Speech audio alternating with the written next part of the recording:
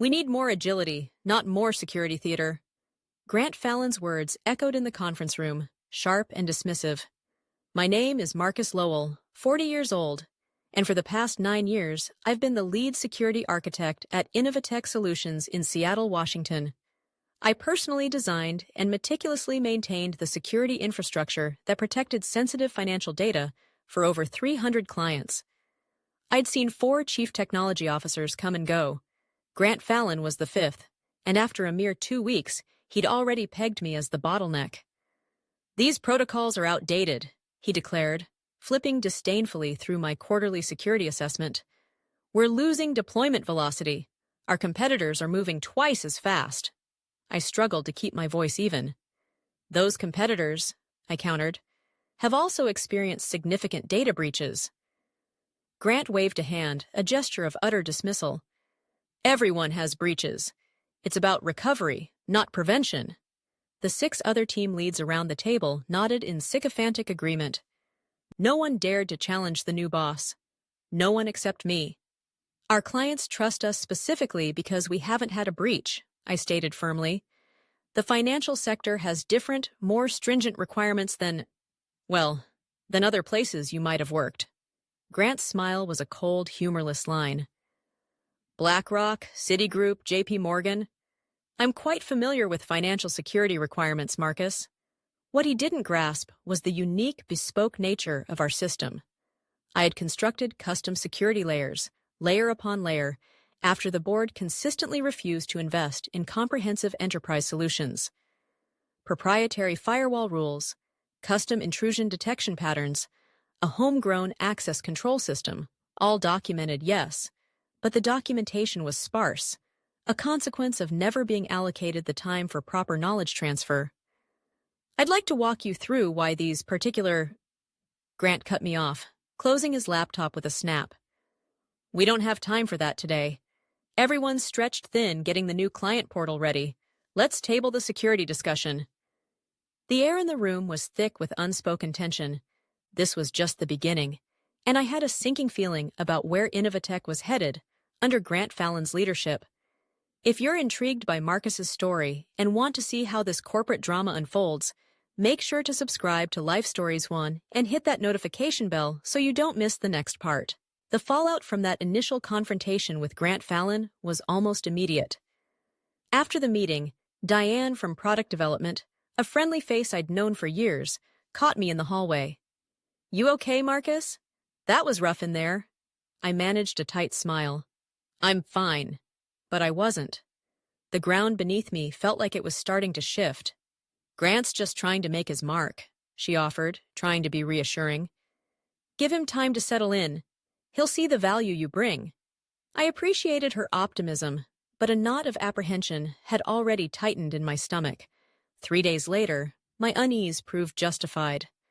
I found my access to the security logging server, the very heart of our incident detection capabilities, inexplicably restricted. When I queried the help desk, the response was a bland, bureaucratic deflection.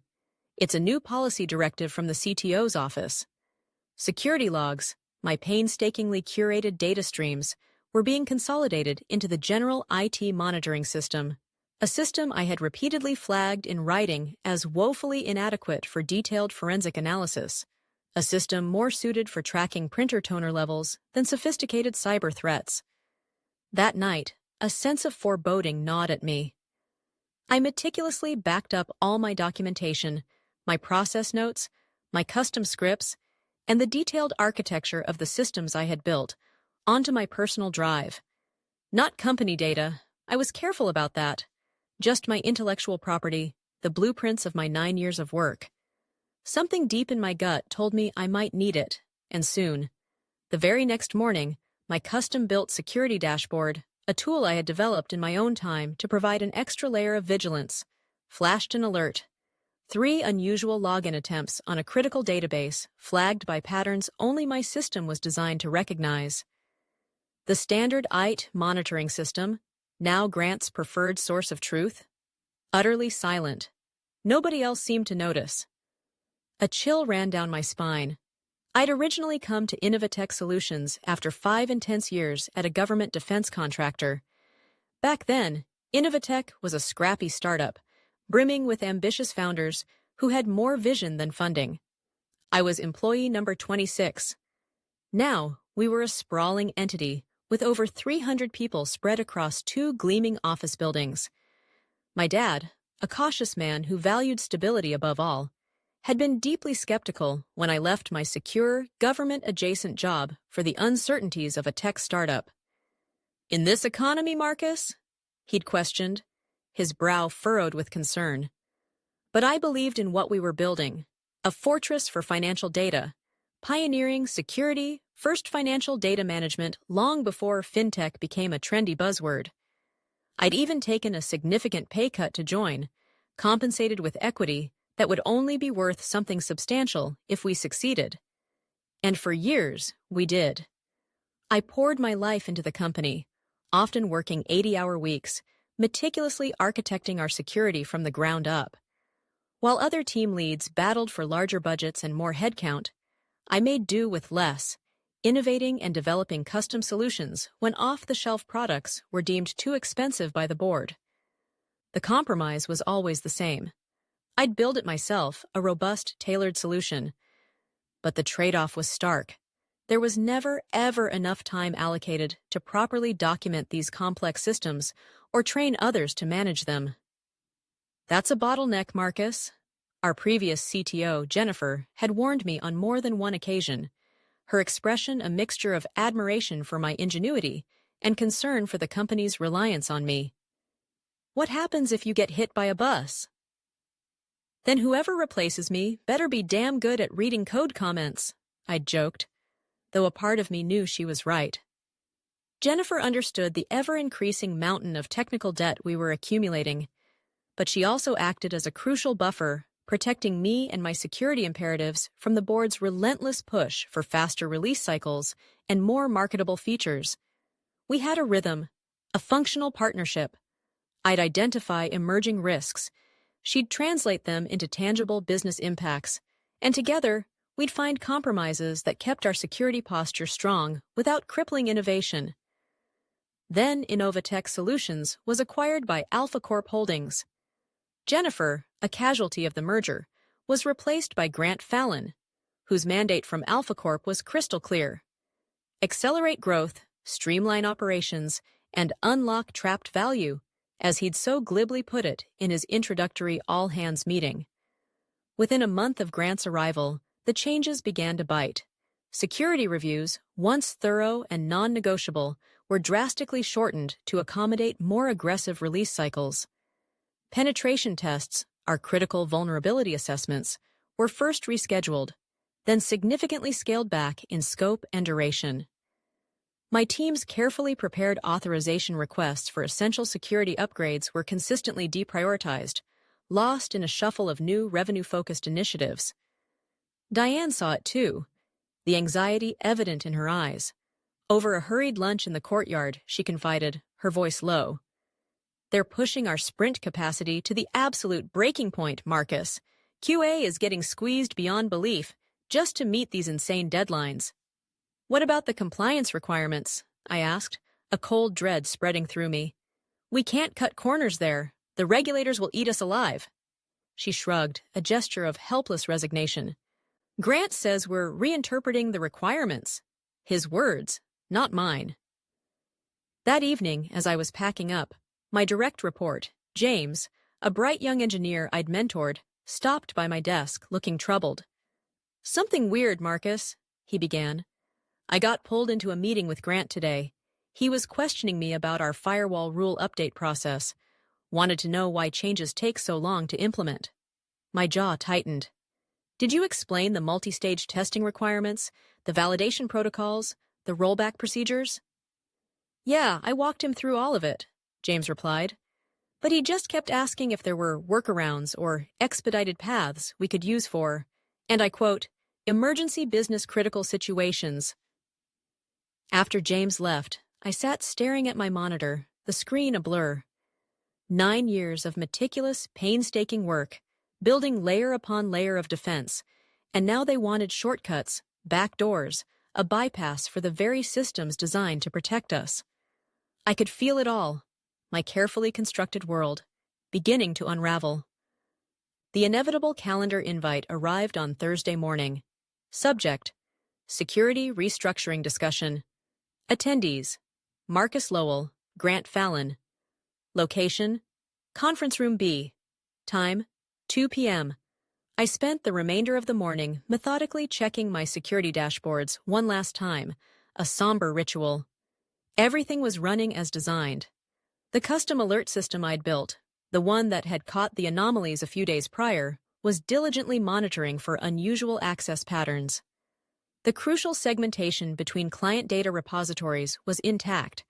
The backup verification tests were all green. My digital fortress was still standing, for now. At 2 p.m. sharp, I walked into Conference Room B. The air was cold, sterile. Grant Fallon was already there, seated at the head of the long, polished table. Beside him, a grim-faced Heather from HR, a folder resting neatly in front of her. Her presence was a silent, unambiguous confirmation of what I already suspected. "Marcus, have a seat," Grant said, his tone devoid of any warmth, purely professional, utterly empty. He didn't waste any time on pleasantries. "I'll get straight to the point. We're restructuring the security operation model for Innovatech Solutions. The decision has been made to transition to a more distributed approach, leveraging cloud-native security tools." I said nothing. I simply looked from Grant to Heather, then back to Grant. The script for this scene had clearly been written long before I entered the room. "As part of this restructuring," he continued, his gaze unwavering, "your position as centralized security architect is being eliminated." There it was. The words hung in the air, clinical and final. "Who will maintain the core security infrastructure?" I asked, my voice surprisingly steady. "The custom firewalls, the intrusion detection systems, the access control mechanisms that aren't cloud-native." Grant offered a condescendingly patient explanation, as if speaking to a child. "We're moving to best-in-class cloud-native tools with third-party management and support, Marcus. It's a more scalable model, more efficient, and crucially, less dependent on what AlphaCorp terms tribal knowledge. Tribal knowledge. That's what it had come down to. My 9 years of specialized experience, of building custom solutions from scratch to protect hundreds of millions in client assets, reduced to an organizational anti-pattern, a quaint inconvenience to be streamlined away. Heather, who had remained silent until now, slid the folder across the table towards me. "This outlines the terms of your severance package, Marcus," she said. Her voice softened with a practiced empathy that didn't quite reach her eyes. "It includes 2 months' salary, extended health benefits through COBRA, and an accelerated vesting schedule for your equity options from the AlphaCorp acquisition." I opened the folder, my eyes scanning the numbers, the clauses, the legal jargon. It was fair, even generous by industry standards. This decision, I realized, had been made well above Grant Fallon's pay grade. He was merely the messenger, the one tasked with delivering the final blow. "We'll need your access cards and all company-issued credentials before you leave the premises today," Grant added. "Oi." Ed, his tone shifting back to business. "James will handle any necessary knowledge transfer over the next 2 weeks. You don't need to come into the office, but we expect you to be available by phone to answer any questions he might have." A bitter laugh almost escaped me. "James is a good engineer, Grant, but he doesn't know the entire system," I stated, looking him directly in the eye. "Nobody does, except me. And 2 weeks of phone calls won't even scratch the surface of what he needs to understand to manage this infrastructure safely." Grant's expression hardened slightly, a flicker of annoyance crossing his features. "Everything's documented, Marcus. We've reviewed your wikis, your code repositories, your process documents. AlphaCorp's transition team was quite thorough." Documented, yes, I thought, but understanding that documentation, grasping the intricate interdependencies, the unwritten nuances, the why behind the what, that required context I'd never been given the time or resources to properly provide. The board, in its infinite wisdom, had repeatedly denied my requests for a dedicated knowledge transfer project, for the budget to hire and train a successor or a backup. "Move faster, Marcus. We'll clean it up later," had been the constant refrain for years. Later had apparently arrived in the form of my termination. I closed the folder. I understand. Reaching into my bag, I pulled out a notepad and a pen. Methodically, I wrote down the passwords: domain admin, VPN access, security console logins, monitoring system credentials, database root passwords. 9 years of protecting Innovatech solutions, of standing as the last line of defense for its clients' data, distilled into 8 sets of alphanumeric characters on a flimsy piece of paper. I pushed the notepad across the table to Grant. He nodded curtly as he took it. "I know change is hard, Marcus," he said, a platitude that felt like a slap in the face. "But this is the right direction for the company. Alpha Corp has a clear vision for the future." I didn't argue. There was no point. I handed over my access card, the plastic rectangle that had been my key to the kingdom for nearly a decade. Then I stood up. "I hope you're right, Grant," I said, the words tasting like ash in my mouth.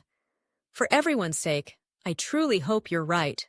Walking out through the expansive lobby, past the gleaming wall of framed awards and laudatory press mentions, Innovatech Solutions, most secure financial data platform, 5 years running. A wave of something cold and heavy washed over me.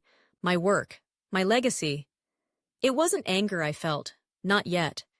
Just a hollow, chilling certainty that they had made a catastrophic mistake. Not in firing me. Companies reorganized, people moved on. That was the nature of business. The mistake, the monumental, unforgivable error, was thinking they understood what they were so casually, so arrogantly dismantling. They had no idea. In my car, I resisted the urge to smash my phone. Instead, I simply turned it off and drove. Not towards home, but towards Lake Washington. I found a quiet spot, sat on a weathered bench, and just watched the water. The gentle lapping of waves against the shore, a stark contrast to the turmoil inside me. For an hour, I sat there, the initial shock slowly giving way to a cold, analytical process. I started calculating, almost unconsciously, how long it would take. How long before the first critical security incident, the first sign that the intricate web I had woven was unraveling. Not if, but when. My most optimistic estimate was a few weeks. My pessimistic one? Days. 2 days later, my grim prediction came true, far faster than even I had anticipated. My personal phone, which I'd reluctantly turned back on, lit up with a frantic series of texts from James. "Marcus! System's acting weird. Multiple critical alert triggers. Dashboard is red across the board. Can you call? Urgent!" I stared at the messages, a knot tightening in my chest. A dark, vindictive part of me, the part that felt betrayed and dismissed, wanted to ignore it. Wanted to let Grant Fallon and AlphaCorp discover firsthand the consequences of their arrogance. What happens when you dismantle security infrastructure you don't remotely understand? But 9 years of ingrained professional instinct, the deeply embedded responsibility for the systems I had built, and the data they protected, won out. With a sigh, I called James. "Thank God, Marcus," he answered on the first ring, his voice strained, laced with panic. "We've got highly unusual traffic patterns on the Eastern Gateway. The new consolidated monitoring system is flagging it, sort of, but the alerts are vague, and frankly, nobody here knows what to make of them or what to do."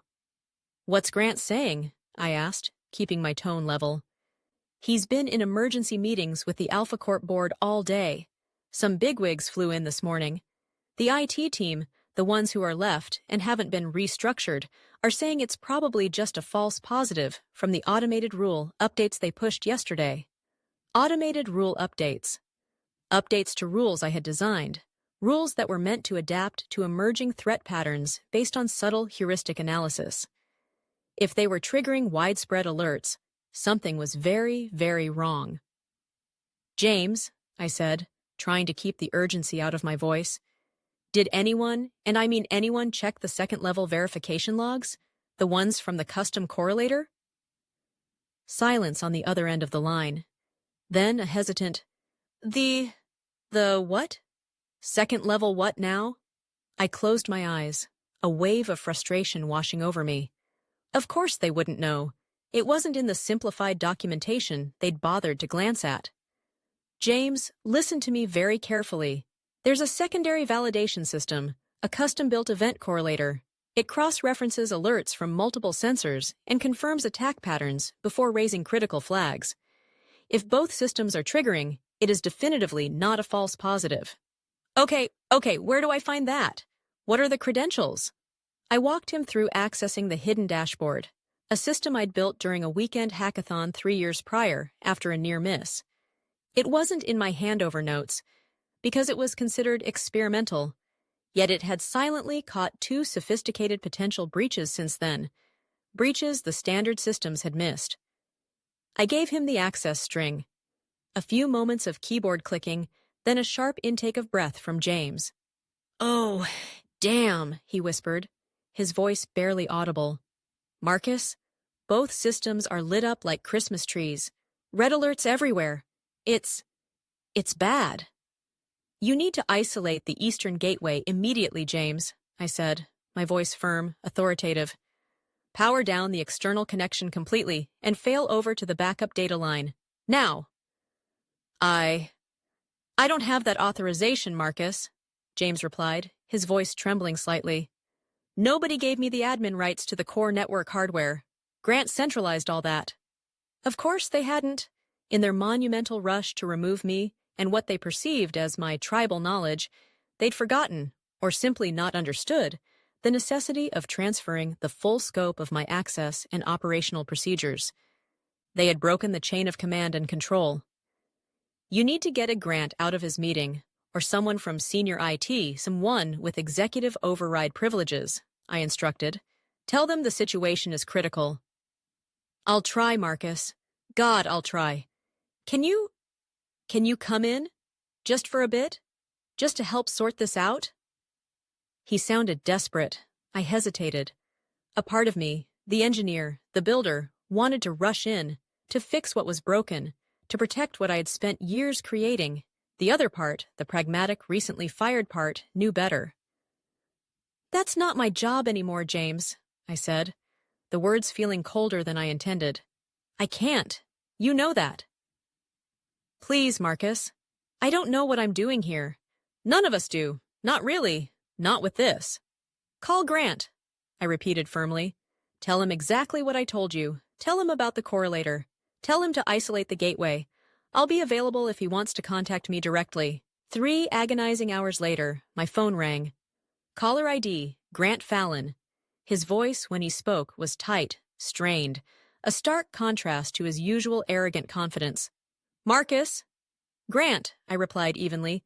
We're having some security issues." "I heard," I said. "James seems to think it's serious."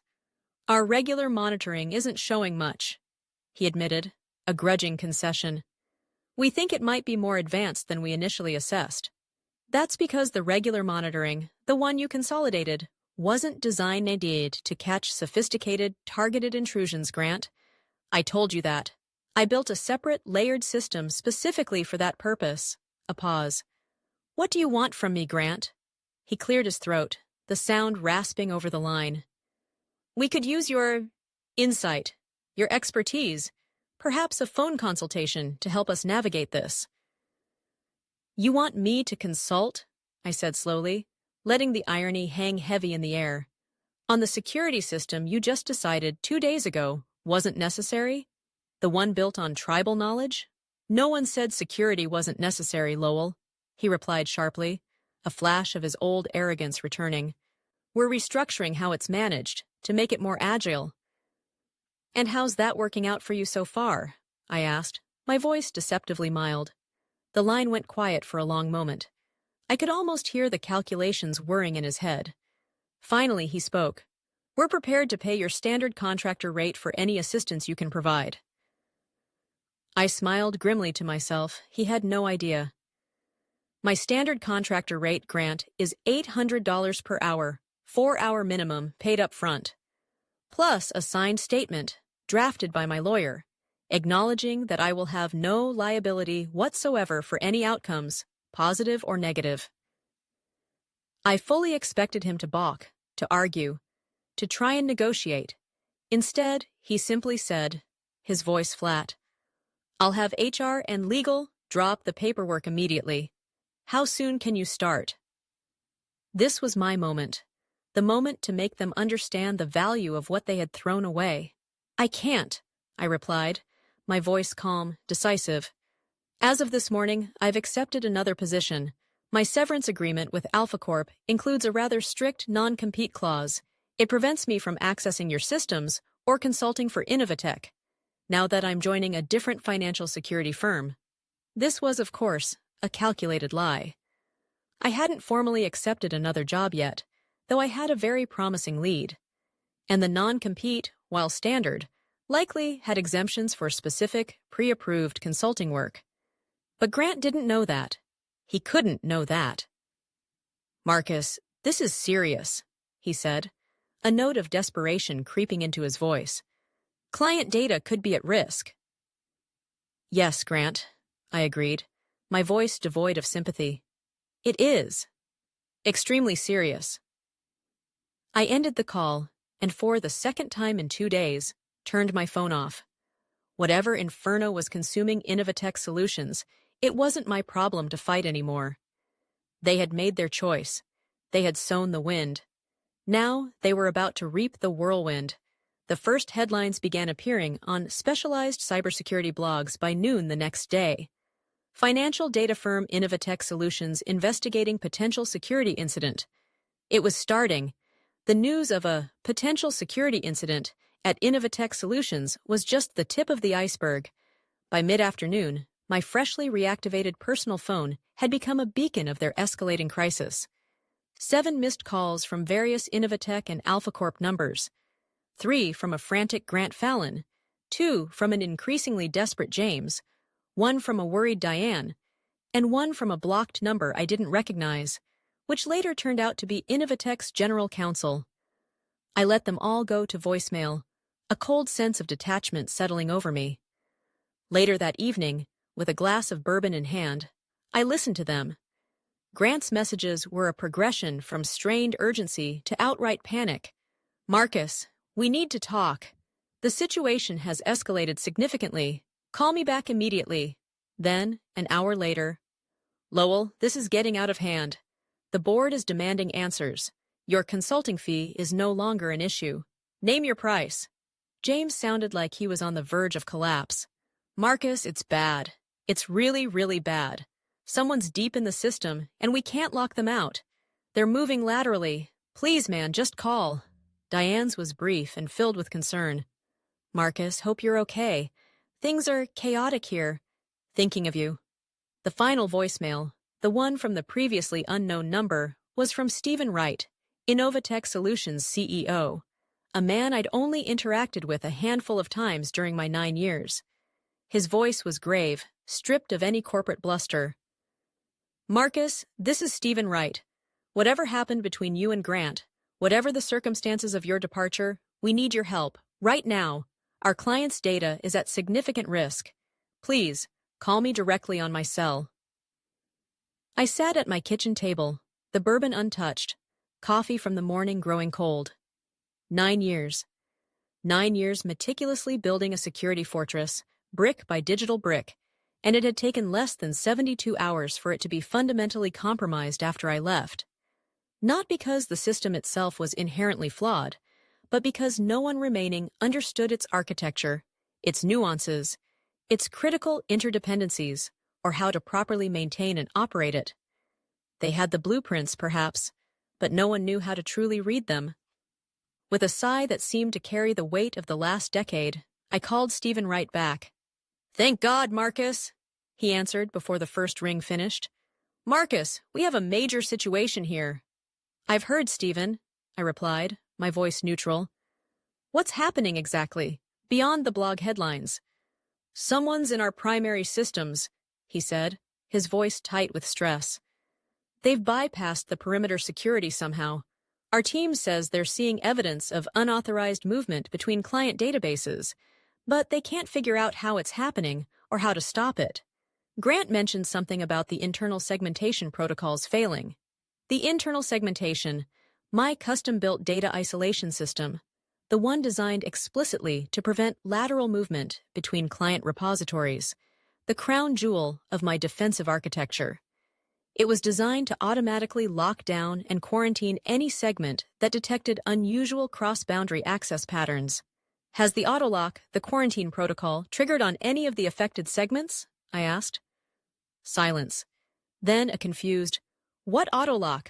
What quarantine protocol? I closed my eyes, a familiar weariness washing over me. Stephen, I explained patiently, there's an automatic quarantine system built directly into the segmentation controls. It's a fail-safe. If unauthorized lateral movement is detected between client data silos, it should isolate each compromised client database automatically, severing its connections to other repositories to contain the breach. Hold on, Stephen said. I heard muffled, urgent conversation in the background, raised voices, Grant's among them, sounding strained and defensive. Then Stephen came back on the line, his voice even more strained. Grant says there's nothing in the official documentation about an auto-quarantine system. Of course there wasn't, because the board, in their infinite quest for cost-saving and accelerated timelines, had repeatedly cut my budget requests to properly document the advanced security systems. Emergency Custom Solution, they'd called the initial approval for its development, when they'd greenlit the bare minimum funding after the Novacore incident 3 years ago. We'll properly resource its documentation and integration later, Marcus. Later, as usual, never came. The system exists, Stephen, I said firmly. I built it myself 3 years ago, after the Novacore scare. It was a rapid deployment, an emergency measure, but it's been active and protecting you ever since. More muffled, frantic conversation. Then Grant Fallon's voice, sharp and demanding, suddenly cut in on the line. Marcus, where exactly is this supposed quarantine system? We can't find any reference to it in any of the current infrastructure diagrams or deployment manifests. It's not in the standard diagrams, Grant, I replied, my patience wearing thin, because it was implemented as an emergency software overlay during the Novacore security incident 3 years ago. The board approved it as a temporary solution that, due to its effectiveness and subsequent lack of funding for a replacement, became permanent. Check the minutes from the emergency board meeting in August of that year. It'll be there. Another pause, filled with the rustling of papers or frantic typing. We're looking. Yes, here it is, Grant admitted, a note of begrudging surprise in his voice. Resolution 7B. Approved emergency security measures as proposed by Lowell. But there are no technical details attached, no schematics, no operational procedures. That's because the YEED board didn't want technical details back then, Grant, I reminded him. They wanted the problem solved, quickly and quietly, and I solved it. I could almost hear Grant's teeth grinding through the phone. Can you just tell us how to activate it, Lowell? It should activate automatically if the conditions are met, I explained. If it hasn't, then something or someone has actively changed its configuration or disabled its monitoring triggers. Nothing's been changed in that area, Grant insisted, a little too quickly. I thought for a moment, piecing together their likely streamlining efforts. Check the scheduled tasks on the primary security management server. There's a verification and health check job for the quarantine system that runs every 6 hours. It confirms the quarantine system is operational and its triggers are armed. What's its status? A few minutes of tense silence, filled with clicks and muttered curses. Then, a defeated sigh from Grant. The task is there, but it's disabled. Who disabled it, Grant? I asked, though I already knew the answer. His voice was quiet, almost a whisper. It was disabled last week, as part of the security restructuring and server consolidation initiative. We were trying to reduce system overhead and eliminate redundant scheduled tasks. They had dismantled my carefully constructed security system piece by piece, like children taking apart a complex watch, not understanding how the delicate components worked together, deeming essential gears as redundant. Now they were facing the inevitable disastrous consequences, While Innovatech's nightmare was unfolding in real time, my LinkedIn inbox pinged. A message from Eleanor Vance, the highly respected CTO at Aegis Cyber Defense, one of the top pure-play security firms in the country. I'd followed their work for years, admired their proactive, research-driven approach. Marcus, the message read, heard through the grapevine you might be available. We should talk. Your reputation precedes you, Eleanor. The timing couldn't have been more serendipitous. We met for coffee later that afternoon at a small, discreet cafe near Pike Place Market. Eleanor Vance was direct, no nonsense, and incredibly sharp. Word travels fast in our circles, Marcus, she began, stirring her espresso. Innovatech's current situation is unfortunate, to say the least. I sipped my latte. I don't know the current details, Eleanor. I'm not there anymore. She nodded, a knowing glint in her eye. Of course, but I know your reputation. 9 years at Innovatech, 0 successful breaches under your direct watch. That's impressive, especially in the financial data sector. Until now, apparently, I said quietly. From what I'm hearing from reliable sources, she continued, leaning forward slightly, the breach happened after significant and perhaps ill-advised changes were made to your established security architecture, changes you didn't implement and likely would have advised against.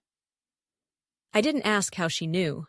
The cybersecurity community, especially at the senior levels, was small and news, or rather intelligence, traveled with alarming speed. We're significantly expanding our financial sector practice at Aegis, she said, getting to the point. We need someone who deeply understands the unique challenges, someone who's built custom, hardened solutions from the ground up and knows how to manage complex, high-stakes security infrastructures under pressure. Someone like you. The job offer she outlined was generous, a significant jump from my Innovatech salary, substantial equity in Aegis, and leadership of a dedicated team of 8 senior security engineers. The catch? They needed me to start almost immediately. I should tell you, I said, feeling it was only right. My severance from AlphaCorp includes a fairly standard non-compete clause. Eleanor smiled, a confident, reassuring smile. Our legal team has already reviewed standard AlphaCorp and Innovatech severance agreements. The non-compete typically only applies to directly competing financial data services providers, not to specialized cybersecurity consulting and defense firms like Aegis. We're not a competitor to Innovatech. In fact, we'd potentially be a vendor or a crisis response partner to them, under different circumstances. That evening, as I was carefully reviewing Aegis Cyber Defense's formal offer letter, my phone rang again. Innovatech's main switchboard number. It was Diane. Marcus? It's Diane. Oh God, Marcus, have you seen the news? The real news? I hadn't. I'd been trying to disconnect. I opened my laptop and checked the major tech news sites. The headlines were everywhere now, stark and brutal. Innovatech Solutions confirms major data breach, client information compromised. Financial services firm Innovatech suffers catastrophic security failure. Innovatech stock plummets 28% in after-hours trading following confirmation of massive data breach. How bad is it, Diane? I asked, my voice low. Bad, Marcus? It's apocalyptic, Diane replied, her voice cracking. The intruders got into at least 40 client databases, the big ones, before they managed to shut down all external access completely. The entire system is in chaos. Nobody can figure out how to restore the security controls properly, or even assess the full extent of the data exfiltration.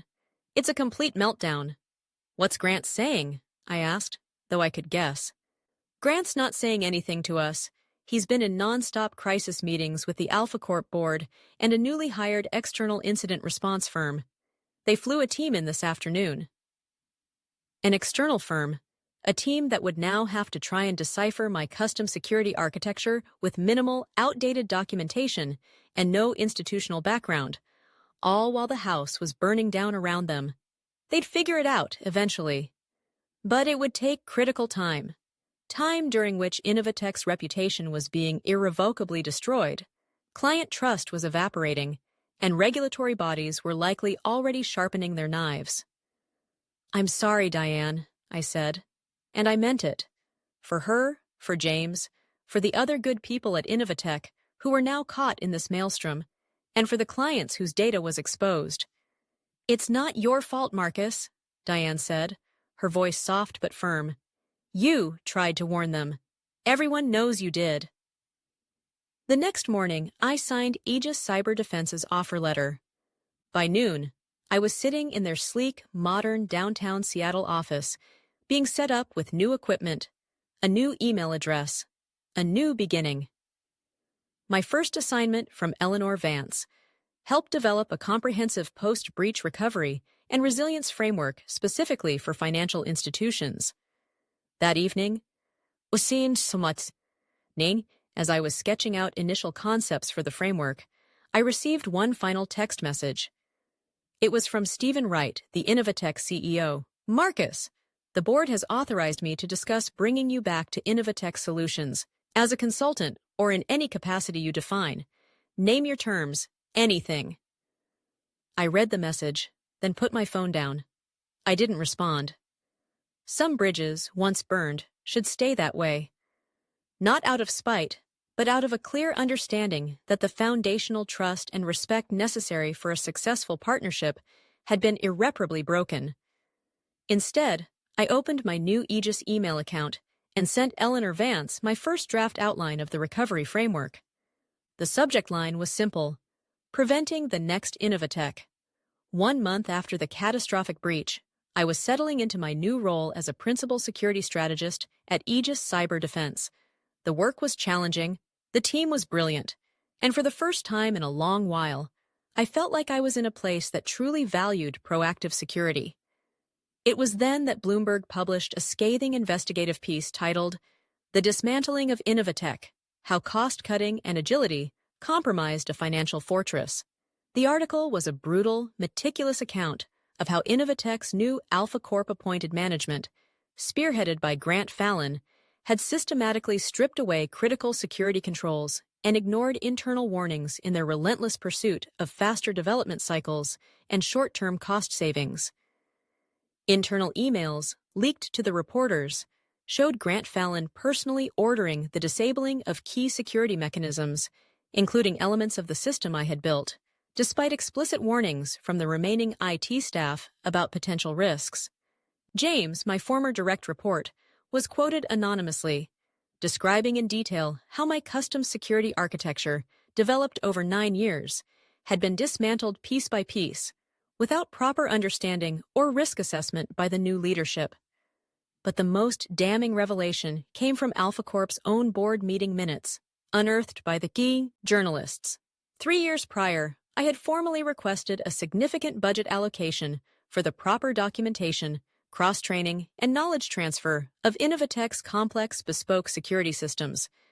The request had been denied by the Alpha Corp board, not once, but for 6 consecutive quarters, consistently labeled as non-essential administrative overhead or deferrable infrastructure spending.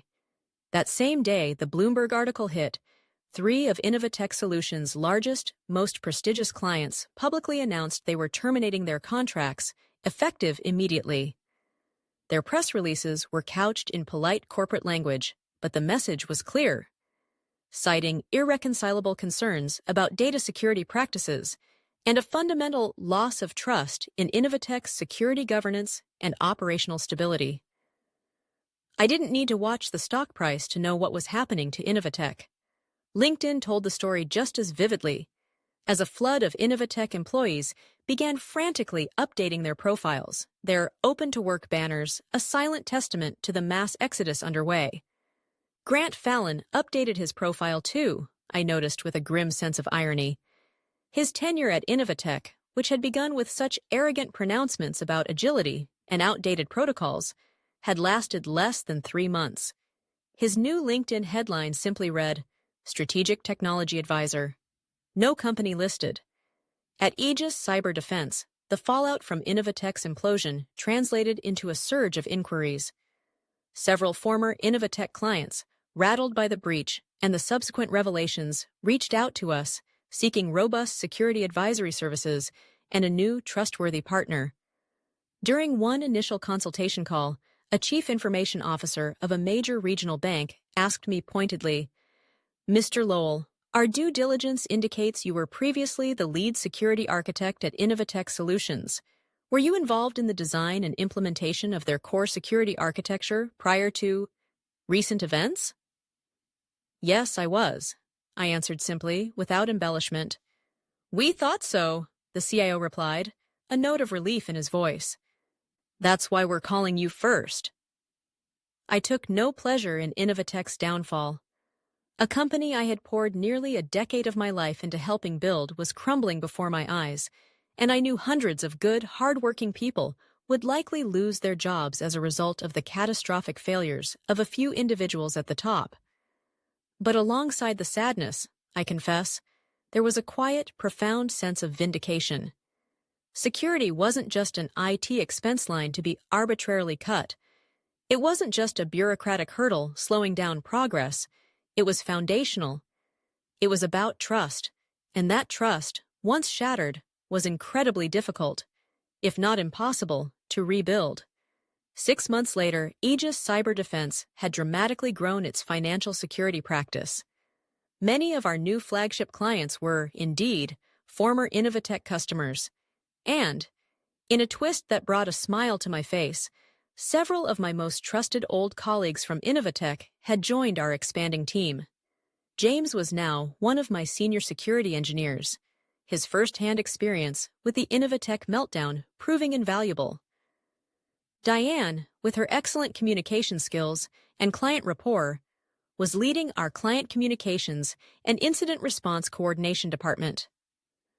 Innovatech Solutions itself, or what was left of it, had been quietly acquired by a private equity firm for a fraction of its former value, essentially purchased for its remaining client list and salvageable technology patents. The Innovatech brand name, once synonymous with secure financial data management, was retired, relegated to a cautionary tale in business school case studies on mismanagement and the perils of ignoring expert advice. I ran into Stephen Wright, the former CEO of Innovatech, at an industry conference in Vancouver about a year after the breach. We found ourselves, somewhat awkwardly, alone at the hotel bar after the day's sessions had concluded. He looked older, more worn than I remembered. "No hard feelings, Marcus?" he asked, raising his glass in a hesitant toast. "None, Stephen," I answered truthfully. "Business decisions have consequences. Some are just more public and painful than others." He nodded slowly, staring into his drink.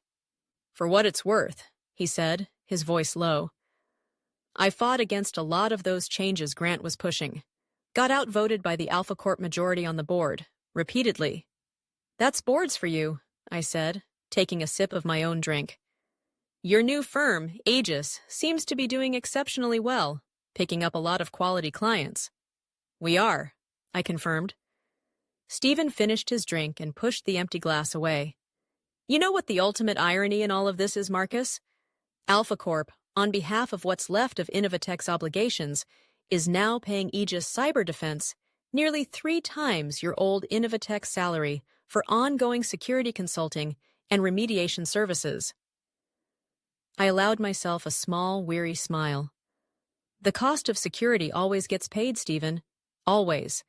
Either upfront through diligent investment and respect for expertise, or after the fact through crisis management, reputational damage, and regulatory fines. And after the fact is always, always more expensive. As he got up to leave, Stephen paused. "Heard Grant Fallon landed at Zenith Dynamics, CIO, pushing the same move fast, break things, we'll fix security later philosophy." "Good luck to them," I said, meaning it with every fiber of my being. They would need it.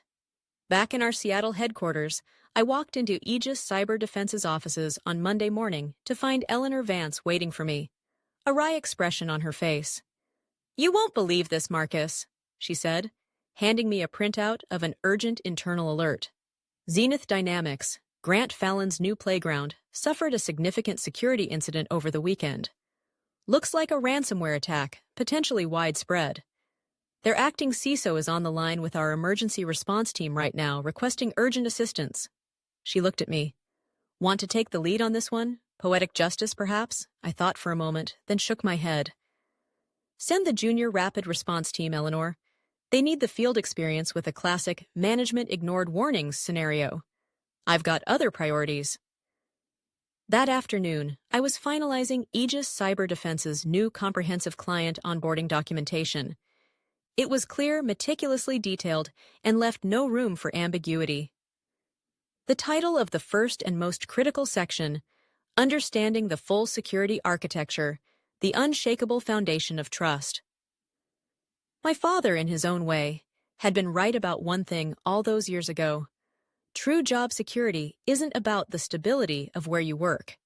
It's about being the person who knows, truly knows, how to prevent the disasters that others, in their haste or ignorance, don't even see coming, and ensuring that knowledge is respected, documented, and shared. Thank you for joining us on Life Stories 1 for this incredible journey of professional integrity and consequence. We hope Marcus Lowell's story resonated with you. What would you have done in his situation? Let us know in the comments below. Don't forget to like this video if you found it compelling. And please subscribe to Life Stories 1 and click the notification bell so you never miss out on our upcoming narratives. We appreciate your support.